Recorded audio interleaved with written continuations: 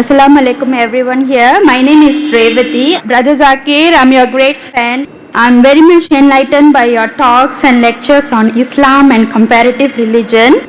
I have been reading Quran and I have a lot of Muslim friends. I'm from Singapore, born and brought up in India. I have some questions and please clarify. Thank you so much. My question is, can we relate the regeneration of skin for hellfire as stated in Quran chapter 4 verse 56 as reincarnation of new life for real suffering? Thank you. Sister asked a very good question. Thank you.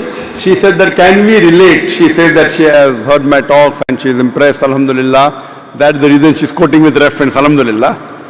She's saying that the Quran says in Surah Nisa chapter 4 verse 56 that the skin is replaced so that you can feel the pain. Is it similar to reincarnation and a person is born again in this world? Sister, both are different.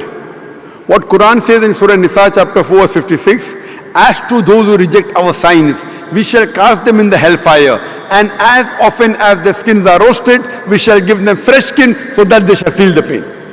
Previously science thought that only brain was responsible for feeling of pain. Today we come to know that in the skin there are pain receptors which are responsible for feeling of pain, which we did not know earlier. Quran says that God will give fresh skin so that they shall feel the pain. Scientifically it is proven. Now for example, Almighty God is just. Quran says in Surah Nisa chapter 4 40, Allah subhanahu wa ta'ala is never unjust in the least degree. That means he is very just. For example, history tells us that Hitler incinerated 6 million Jews. Today, if our law catches Hitler, what punishment can you give? Maximum you can give is kill him. That will take care of one. What about the remaining 5,999,000 people that he has killed? In the Akhirah, in next life, Almighty God says, as to those who reject our signs, we shall cast them in the hellfire. As often as their skins are roasted, we will give them a fresh skin. If Almighty God wants to incinerate Hitler 6 million times, he can do it. 12 million times he can do it. This is an example of the punishment in the next life. This does not justify about the cycle of rebirth.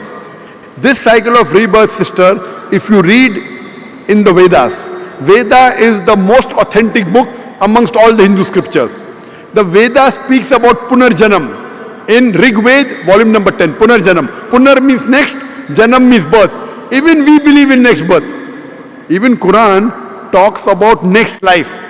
Once we die, we'll be resurrected on the day of judgment. Same thing Veda says. Punarjanam means next life. But the scholars of Hinduism, they came out with a philosophy known as Samskara. Samskara in Hinduism, it is the cycle of birth, rebirth, birth, rebirth, birth, rebirth. This is nowhere mentioned in the Veda. Veda speaks only about next life, which even Quran speaks. But the scholars of Hinduism could not justify how people are born. Some people are born handicapped, some people are born in poor family, some people are born with congenital heart disease. So God cannot be unjust. So to justify the justice of God, they come with a new philosophy called as samskara, cycle of birth, death, birth, death. Maybe in their previous life they did some wrong deed, therefore they are born handicapped. This is the philosophy of the Hindu scholars, not of the scripture. Your Vedas are very explicit, Punarjanam, next life. Even Quran says you come in this world. Allah says in the Quran in Surah Mulk chapter number 67 verse number 2, Allazi khalaqal mauta wal hayata. It is Allah who has created death and life to test which of you is good indeed. So this world you have only life once. Once you die, Almighty God will resurrect you on the day of judgment. That's what the Vedas say. But the Hindu scholars, they could not explain why some children are born deaf, some dumb, some with heart disease, some in a poor family. Because they could not justify, they came with this philosophy which is not mentioned in the Vedas. Same way if you read Bhagavad Gita. Bhagavad Gita says that how does a soul change body?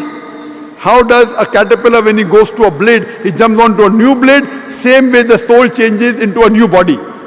Doing once we have no problem, but doing multiple times is totally wrong. Now, I will give the explanation. What does Islam have to say that? Now, you will ask me the question, okay, if the Hindu Pandits are wrong, what is the explanation in Quran? In Islam, As I mentioned, Allah says in Surah Mulk chapter 16 verse number 2, Allazi khalaqal mauta wal hayata. It's Almighty God has created death and life to test which of his good deeds. So this life, sister, is the test for the hereafter. Every year when you appear for the examination, the test paper keeps on changing, right or wrong? You can't have the same paper. Similarly, Almighty God tests different people in different ways. The Quran says your children are a test for you. Quran says your wealth is a test for you. So Almighty God makes some human beings born poor, some rich. For the rich people, they have to give zakat. In Islam, every rich person who has a saving of more than 85 grams of gold, he or she should give 2.5% of that saving every lunar year in charity called as zakat. Poor man, there is no zakat. He gets 100 out of 100 marks in zakat. The rich man, if he doesn't give zakat, he'll get 0. If he gives half zakat, he'll get 50%. We say, Arey, garib hai, arey, poor man. That poor man is good, in akhirah is passing. So poverty is a test, wealth is a test. Whether do you follow the commandment of Almighty God. The Quran says even your children are a test. Maybe there's a couple who's very pious. To that couple is born a baby who has congenital heart disease. That baby has done no sin. Quran says every child is born as a masoom. Every child is born sinless. It is a test for the parents. That do the parents yet have faith in Almighty God? If the parent has less faith, he will start complaining, what type of God is this? I have prayed so much, yet he is giving me a child with handicap. A good Muslim, he will say, Alhamdulillah, praise be to Allah. He will accept it. He will not complain. Maybe God wants to give that parent higher degree. If you pass your bachelor's in arts, easy test, you get bachelor's degree. But if you pass MBBS, you get doctor in front of your name. But to pass MBBS is difficult. So maybe Almighty God wants to give that parents a higher degree in Jannah. Even if they pray 5 times, now God wants to test them by giving them a child which is handicapped. To see whether the parents yet have faith in God or not. If they pass the test, they get a higher degree in Jannah. So the wealth, poverty, health, disease is a test. It is nothing to do with your previous life. That is the theory of the Pandits, not of Vedas. So Veda is the same thing what Quran is talking about. You come in this world once, then you have next life, Punarjanam. But not death, birth, death, birth. This is not part of Veda. Hope that answers the question, sister. Sister, do you believe there is one God? I believe that there is one God and Prophet is a final messenger. Thank you. MashaAllah. Do you believe idol worship is wrong? No, I'm not doing idol worship for the past 9 MashaAllah. years. I would like to take Shahada with my children in Singapore later. Thank you so much.